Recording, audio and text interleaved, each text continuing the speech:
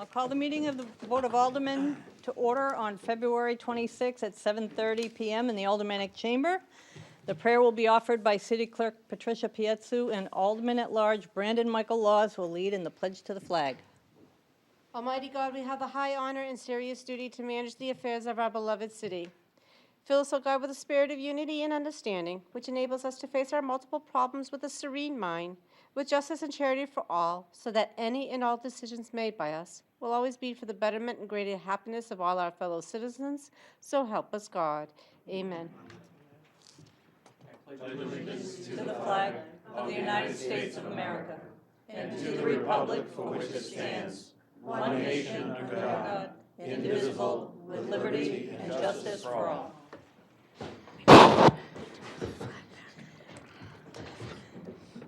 Would the clerk please call the roll? Alderman O'Brien. Present. Alderman Gidge. Alderman Harriet Gathright. Present. Alderman Dowd. Present. Alderman Clee. Here. Alderman Laws. Here. Alderman Lopez. Here. Alderman Karen. Here. Alderwoman Kelly. Here. Alderman Jettie. Here.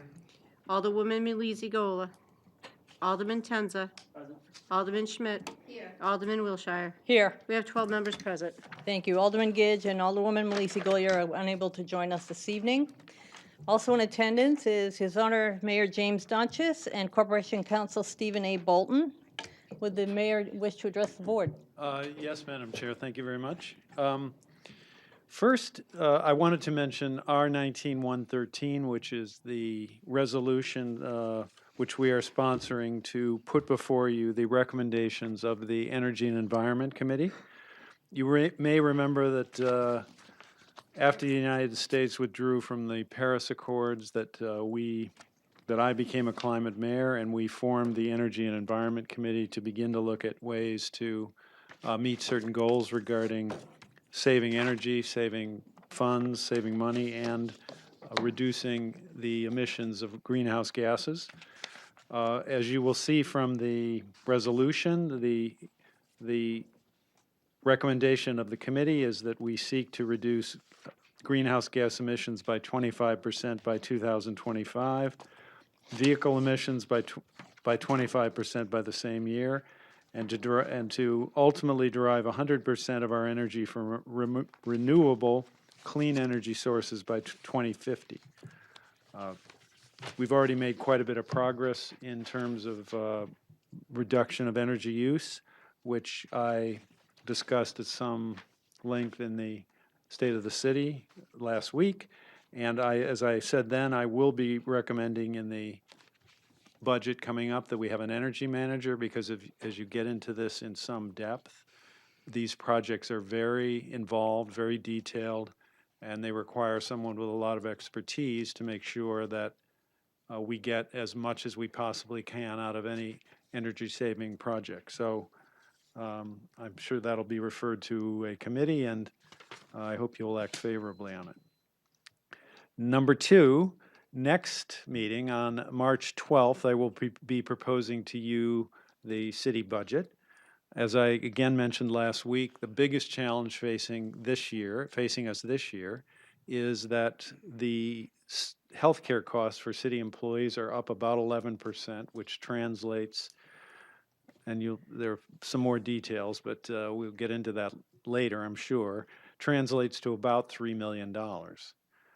This creates a budget challenge if we're going to keep the tax rate to a reasonable level. This will require that we be very cautious regarding increases in the remainder of the budget. And as you will see, and the Budget Committee will see once this gets proposed, we will need to exert quite a bit of discipline to make sure that any tax increase does not exceed the 3% goal or cap that I proposed in the State of the City. Number three, Friday, we expect that the audit being conducted by CFO Griffin and Chief of Staff Kim Kleiner will be issued and will be sent to you, to the Board of Assessors, to the public. Of course, they've been asked to look into the organization, the processes, the procedures, the management, the organization of the assessing department. I think that their work, you will find ultimately their work to be very thorough, and they will have, I think, a number of recommendations for the city to follow, including issues relating to technology. So that will be interesting, and I think ultimately we should follow up on their recommendations and implement the suggestions and recommendations that they make in the audit. Finally, there was some good news in the state legislature on the rail front.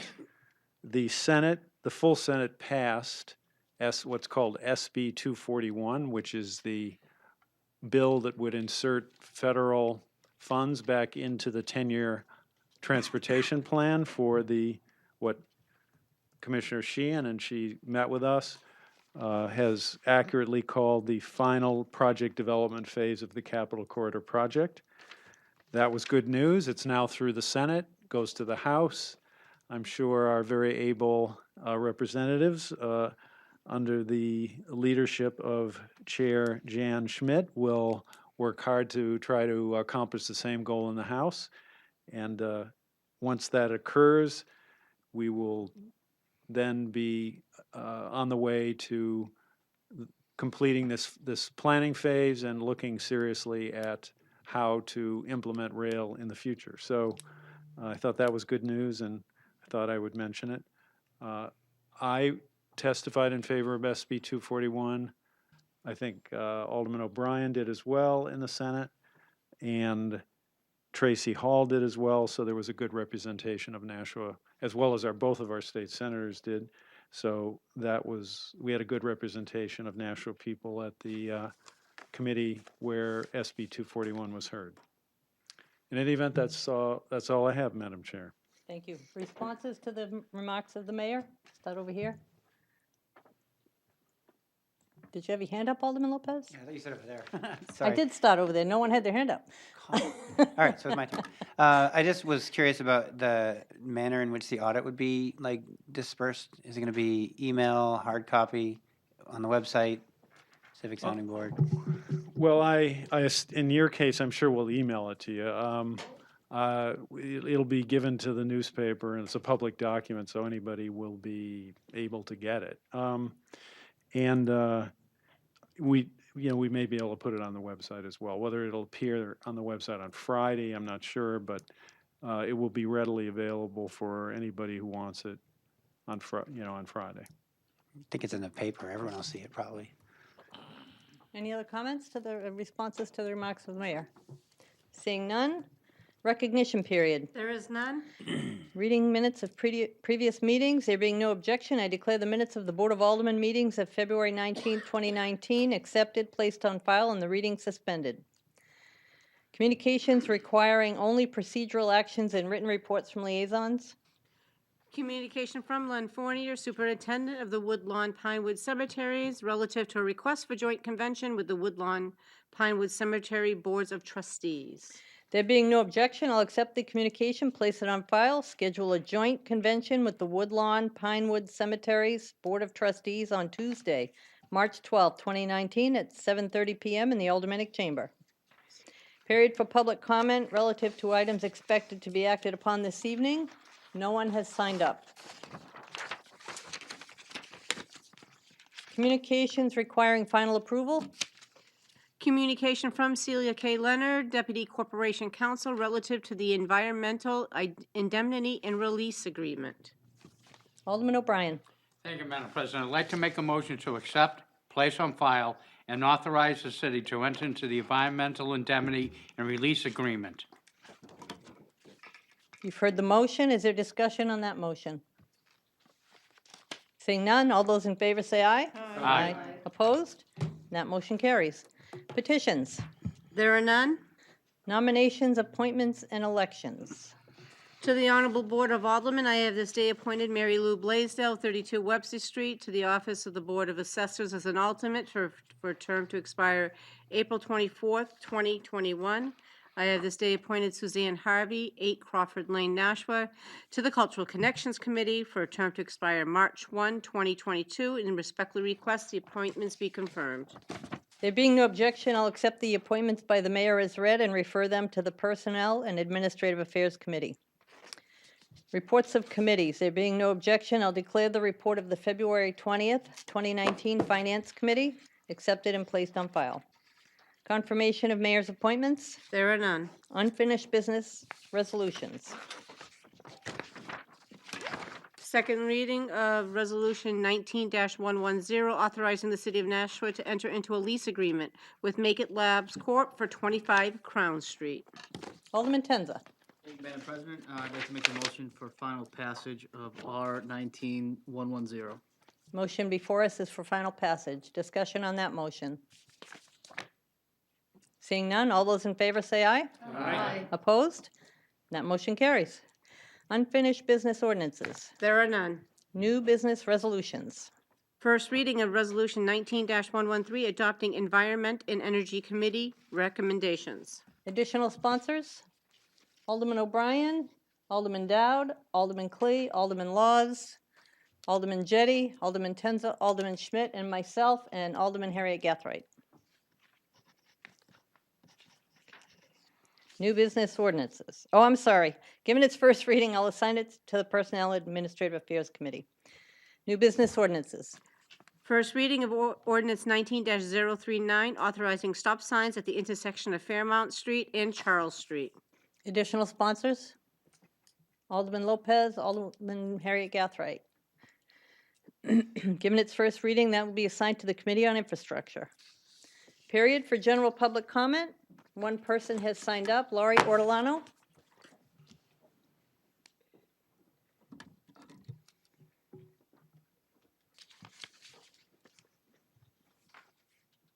Good evening. Hi. Lori Ortolano, 41 Berkeley Street. Wanted to get back to you a little bit on some of the work I've been doing and continue to do with the assessing issues. Looking forward to seeing the report coming out on the 1st. I wasn't expecting it out so soon, so that's great.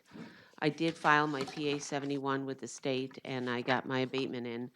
I went to the Board of Assessors, and they said, well, you know, it would have been nice if you had waited until the city had filed their report, but I had a deadline both at the state level and with my abatement.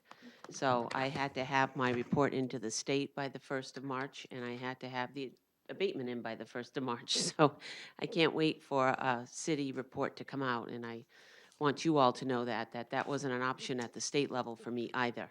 So that's why I moved forward. I'm looking forward to seeing the information with the changes to potentially the technology and how we can access information, because I see that as obstacles, but I'm not going to tell you that I don't see some really significant personnel issues as well. And those aren't up for discussion, I understand that, but the technology isn't going to fix the issues alone, because it's the people behind it that make all the difference in the world. And I cannot overlook that, given what we've gone through and given what I see in there. Regarding the technology and having finished our abatement process, I really came to an understanding a lot about this abating process, and I think it's so flawed for the homeowner or taxpayer to carry the burden of proof. You know, it's up to us to prove that our assessments are too high, and to do that, we need access to the data.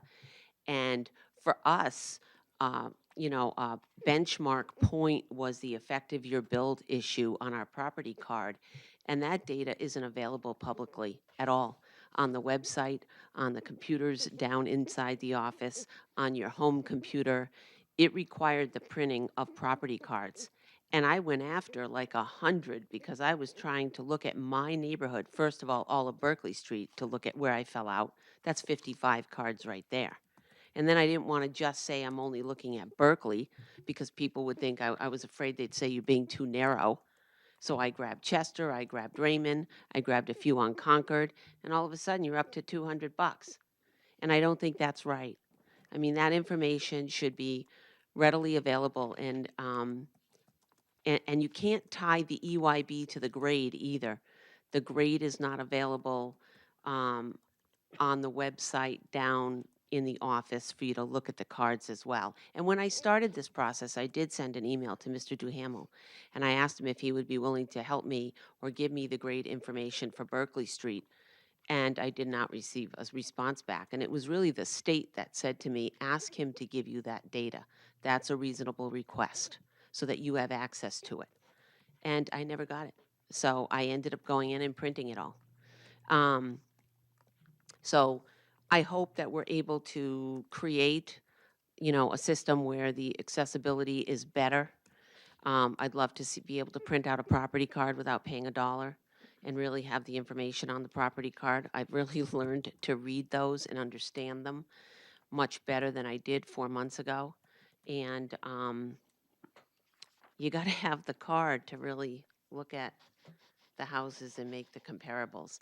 Also, I think the search database for abaters who go in and use the sales data is not very good because you can't narrow the search fields to the year the house was built or pick a range. So we live in an old neighborhood. I went in and helped a neighbor who had a colonial house. I wanted to grab colonial houses sold over the last 2 years. It came up with like 221. I can't narrow the field because there's no date range that you can put in. So that's a lot of data to cull through. And it's pretty easy now to add a couple fields that narrow a search and give us a little more flexibility, mostly so that when we're picking houses, and people are, that they're picking houses that are the age that their home is in a good comparable, that they're not looking at something that's 1995 when they're 1925. So it's better for the assessors to get an abatement done to that level of quality, and it's better for the property owner to be able to access data like that. So that's that. The last time I was here, I talked to you about equalization ratios. And I had done a little research down in the office, and I had only looked at some commercial properties.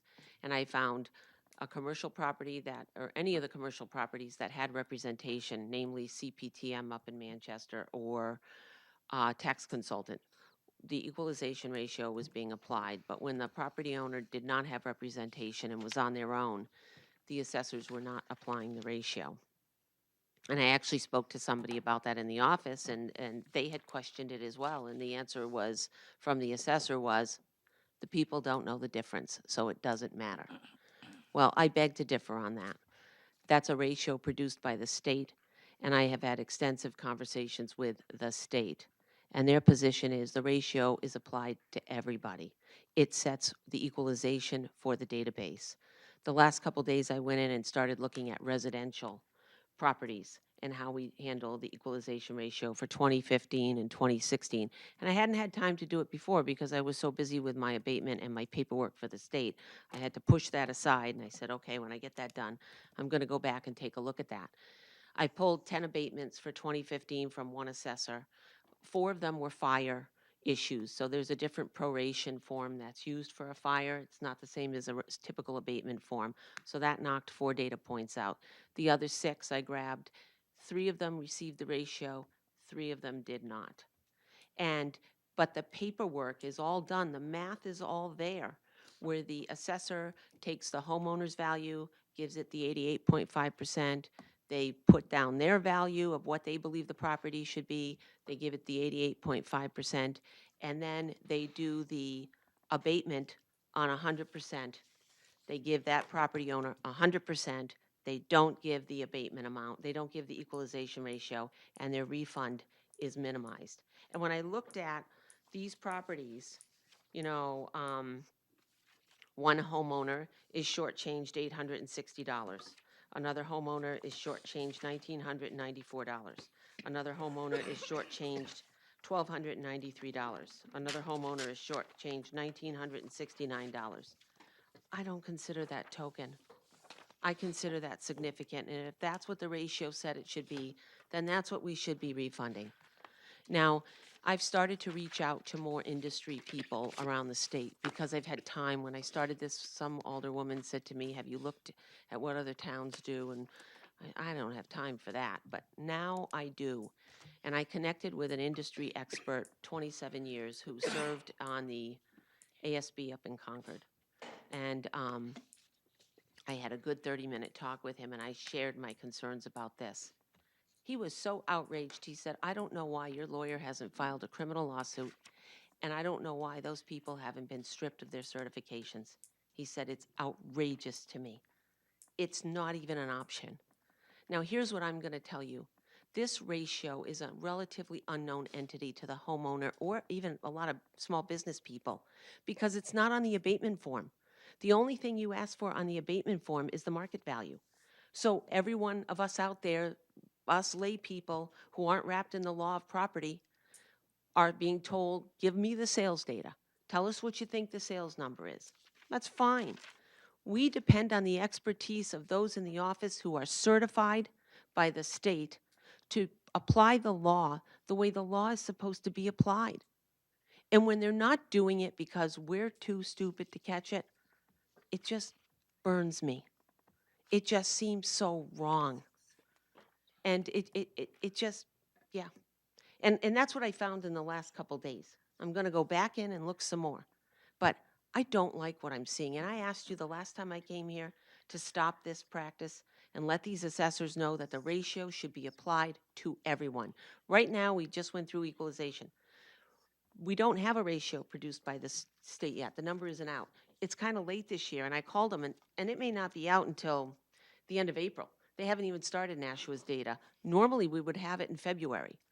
So, but because we just did equalization and we just did a full citywide reassessment, they can use one.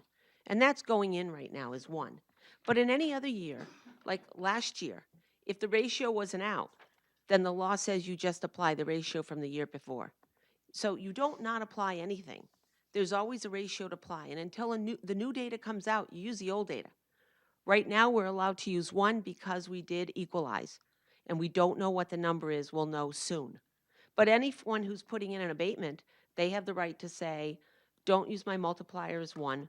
Let's see what the number comes out as. And I can, if it comes out at 95%, then they get on a $400,000 market value, they would be assessed at 380, 20% less, 5% off every 100,000. So, and they have the right to have that because that's the equalized number. And I almost feel that some of the assessors feel like, I don't want to give them that number. I don't want them to be that low. I don't want to refund them that money. Last year it was 79.1%. You don't have a choice. It's not something you get to pick and choose that you don't want people to get that money. And Mr. Duhamel's position with me when I pointed it out was, hey, I'm here to save I'm here to save the city money. That's my job. I beg to differ. I've read your mission many times, and those assessors aren't there to save the city money. They're there to create equity for all of us, horizontal equity for all of us. So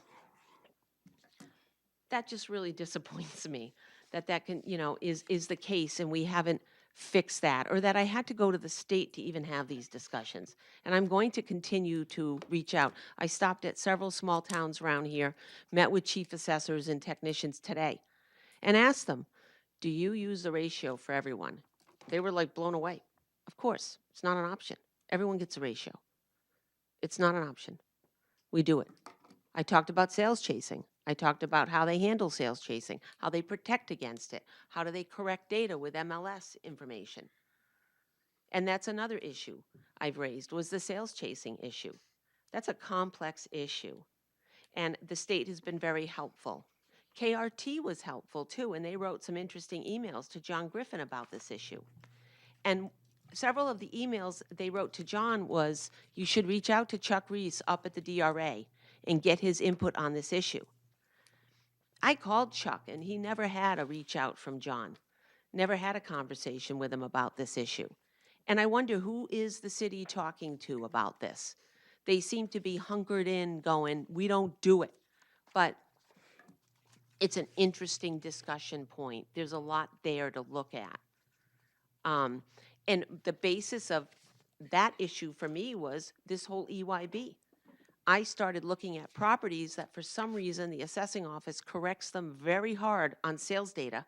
They take a property, they view it as renovated or restored, and they drive the EYB up to 1995 or 2000.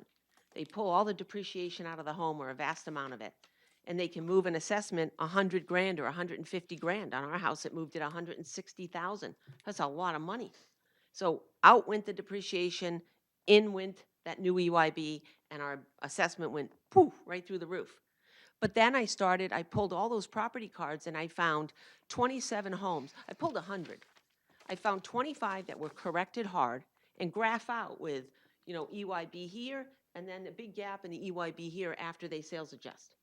Then I found 27 that I pulled up all the MLS pictures and they weren't corrected, but they were very well done homes, meaning they got to stay at 1965, 1969 and not adjusted.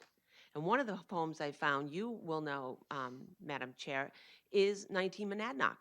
That was an interesting property because I pass it every day going to and from Amherst Street. That was a property that sold for $260. At the time it sold, it was assessed for $147. The assessors look at the MLS data, they raise it $10K. They bring it to $157 a year and a half, 2 years ago. They don't touch the EYB, but the property was very nice. Had a lot of nice leaded doors, side lights, newer windows, granite posts, granite steps, inside nicely done. It was not a 1965 or it might have even been 1959. It wasn't that old a house. It wasn't touched. So KRT comes around and does the reassessment. This house sold for $260. In their model, it came out to $208 is the new value. It's quite a bit lower than what it sold for because none of that, all that interior work was grabbed by the assessors and raised in an EYB adjustment. They got to go without any adjustment at all. And if what I took is I looked at that, all those bottom five homes, those 27 homes that didn't get adjusted, well, KRT ends up rating them like 7% lower on overall pricing because the city doesn't use the data to correct those properties. And that's where I question, are some of us being chased? And really, I've said to you, don't use that EYB anymore. Make your MLS adjustments on the quantitative data, number of bathrooms, the basement's finished, the attic's finished. But when you go after the qualitative factors like grade and EYB, you are really messing with assessments. And you have to make certain you're doing it to everyone, and they're not. And that's my issue. One of the assessors was asked to present to the Board of Assessors. They were very smart about saying, explain to us MLS. And I didn't go to that meeting. I was traveling, but I read the minutes after, and I wrote a letter to the board because I said, you were not given accurate information. Your assessor is telling you we're changing the number of bathrooms or basements or finish. They never mention that qualitative data, and they're changing that too. And that is what's driving a lot of these disproportionate assessments when it's not done fairly. So, I have held steadfast that we should not do that. And I'm talking to other towns about that. And the state has been very open in addressing the fact that that's an issue. I don't know what to tell you, except regrettably, there's no one here to talk to in the city. There is absolutely no one for a person like me to engage in a conversation with in this city. 5 months, and I have never been invited into a meeting to sit with anyone, to really come forward. I remember, Brendan, when Rob Tozier came in and some of you aldermen got to sit in on that, and you said to me, I really wished you had been there. I think you could have asked a lot of good questions and gotten answers. That option wasn't available to me. No one invited me there. It's never been an option, and that's a very big regret of mine. And I hope someday the city figures out how to handle people like me and find a place for us to bring our questions so that we can get some answers. I think I deserve that. I think anyone with the kind of questions I've had deserves that kind of information. I want to end this by talking about property card at 4 Rockland Street. And I want to bring it up again because I really think you came out with the papers and said there's no merit to favoritism and, it's all unfounded. I didn't even know how you could make that statement. And maybe the papers misquoted you. They don't always get it right. So, because my issues of favoritism, I wrote a pretty extensive letter to the Board of Assessors. They have not reviewed the letter. I didn't really take it anywhere else. I sent it to the board. I'm sure it's made its way around City Hall. The Board of Assessors has not addressed it. So when I went to the meeting on Thursday, I was surprised in the paper earlier in the week that the mayor had come out with the comments that Mrs. Ortolano's findings are unfounded or don't have merit. Because then I sit there and say, one, did my Board of Assessors meet in non-public session to address this issue? Did they conclude it was unfounded and go to the mayor and say, she's all wet, none of this makes sense? Where are the conversations taking place? And no one said anything to me. I approached the board after the meeting. I said, have you reviewed this? No. Have you spoken to the mayor about this? No. And they were adamant that they had had no conversations. I'm not certain if your role is really to not be involved in these assessing issues or to be involved. You certainly seemed very involved in ours, publicly. And when you make statements to the paper that these issues I raise are baseless, I'm trying to use a chain of command to take these issues to the Board of Aldermen because the Board of Assessors, because they're the group that's, the state says they're the ones who are supposed to address it. I'm trying to work through that avenue. And, it just seems like you're not making the right statements to the press. That maybe, hey, we've got an internal report that's going to be released soon. Mrs. Ortolano is working through the proper channels with the Board of Assessors, and they'll make a determination on her issues, whatever.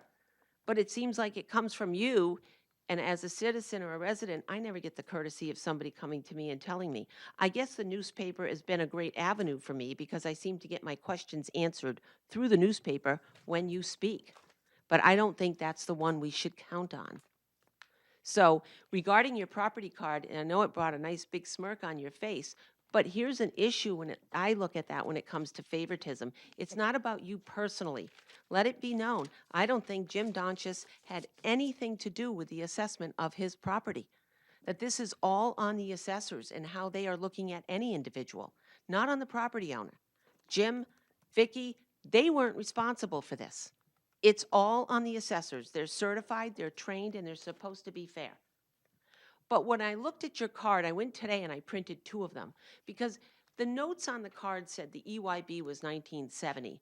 But the card, when I printed it out, the EYB said 1979. And I didn't have time to research it weeks ago. And I said, what? Did they type a 0 when they meant a 9? I don't even understand this. But I noticed your depreciation just didn't change much. You didn't pay much for the change in the house because the depreciation didn't change hardly at all.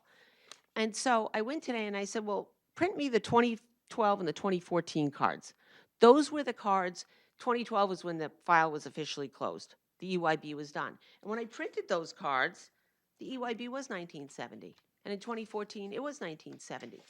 Somehow, in 2018, when I raised the question, somebody changed it to 1979. And I'm really curious who manipulated that data. And I'm telling you that because there's no note in the comments section that an EYB change was made. How did that happen? And that is just so, there should be documentation. That file should have a marked up card that says their rules are their rules. Pencil marked up, EYB was changed to 1979, the old card and the new card stapled, and it's in the file. It's not there. There's nothing in the file. Who manipulated that card to change the EYB to 1979? And why was that done? It's so curious to me. And really, why I believe there's favoritism is because I've compiled all this data, and when I look at properties like yours that went through a heavy demolition and reno, Jim, up in the north end, I can't find one that they kept on EYB at 1970 that was all redone, where the walls were opened up and plaster was taken out and sheetrock was put up. I mean, I can think of them. Hall Street went to 2000. Webster Street went to 95 or 2000. Cortland went to 99. Chester went to 95. I went to 94. Neighbor went to 94. You went to 1970. That's where it stands out. And I think it's reasonable to point it out. It's not you, it's them. So think about that. Thank you. Remarks by members of the Board of Aldermen. I'll start on this side tonight. No one? Alderman Jettie. So the ordinance that I proposed, raising the age at which people can buy tobacco-related products, raising it from 18 to 21, is going to be heard by the Personnel and Administrative Affairs Committee Monday night.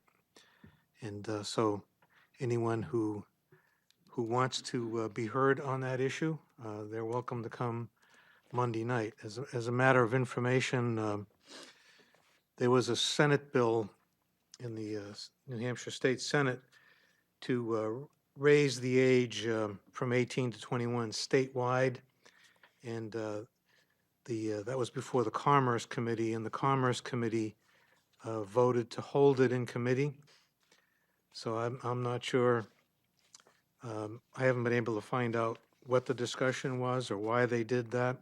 I just know that Senator Waters, who sponsored it, said that the effect of that is that it's still alive but cannot be acted on until next January. So as far as raising it statewide for the time being and for the foreseeable future, that's not going to happen. So we in Nashua, if we want to, we can do it here in Nashua, and so it'll be before that committee Monday night, 7 o'clock here in the Aldermanic Chamber. Alderman Karen? Thank you. I'd just like to say thank you to the Citizens Advisory Committee for working very diligently last Thursday to put together the numbers for the agency requests that came in this year. The mayor was working on a timeline, and we promised that we would get all the numbers to your office by Friday, and they worked very diligently to do this. And without the help of the community, the citizens, these agencies, they would not know how hard these agencies work. So I really want to say thank you to all of them for the time, the last 3 months that they have put in for this project. Thank you. Alderman Lopez? Yeah, two things. The first was I had a lot of constituent feedback regarding the proposed resolution that Alderman Jettie referenced, and I do plan to ask the committee to hold it until April because there's more people who want to participate that aren't able to make the date on the March meeting. So I just wanted that to be clear too, that we weren't forgetting them. We know that they are asking for it, so that's my intention. And then additionally, I want to remind everybody that we have a special election on March 5th. And that Jojabel is hosting both of the candidates. Tomorrow, Fred T-Boom will be there from 9 to 12, and then Ben Clemens will be there the day after. Thank you. Anyone else on this side? Alderman Clay? Yes, Madam Chair. The ordinance of 019-039, I know it's going to infrastructure. Did we do a schedule on that? I didn't catch it. I wrote down. Only, It's I'm going to sorry, infrastructure. I don't know when the next meeting is. Alderman O'Brien? Tomorrow night? Wow, yeah. will it be at tomorrow night's meeting? The reason I'm asking is I have a lot of constituents that wanted to do that. You just filed it, so Yeah, so it'll be the needs to go following through the one. administrative process. Okay, So we'll let the because it's clerk, got to be announced and so will on. so- probably be next month, I anticipate. Okay, Thank just you. so that I can let my constituents know that. Thank you so much. Thank you. Anyone else on this side? No. I just wanted to congratulate the National Housing and Redevelopment Authority, who received a score of 100% for their Section 8 management. They don't get a lot of kudos in the city, so when they do something well, I like to bring it up and give them kudos. But 100% for excellence in Section 8 management is really good. Committee announcements. Alderman Tomorrow O'Brien. night, infrastructure at 7 PM here in the chamber. All are welcomed. Alderman Karen. Personnel, Monday, the 4th at 7 p.m. Alderman Jettie. Could I just clarify that that the ordinance regarding tobacco is going to be heard by the committee Monday night and again in April? No. It's not clear. Alderman Karen. Okay, it's scheduled to be heard next Monday, whether it's heard will depend on whether the committee decides to move forward or table it till April. That's not my decision, but it is on the agenda for Monday. So people can comment on it Monday, but if the committee decides to move it to April, they will also be able to comment on it in April, Yes, they can comment prior to. unless it dies, and then nobody can comment. I just wanted to clarify that people who are planning on coming, this coming Monday, will have a chance to say something They can, right, for or against. yes, they may speak, right, Right, and it's possible that it would be tabled and then heard again in April. right. Thank you. Any other committee announcements? Do I have a motion? Motion to adjourn. Motion before us is to adjourn. All those in favor say aye. Aye. Aye. Opposed? And we are adjourned at 8:11 PM.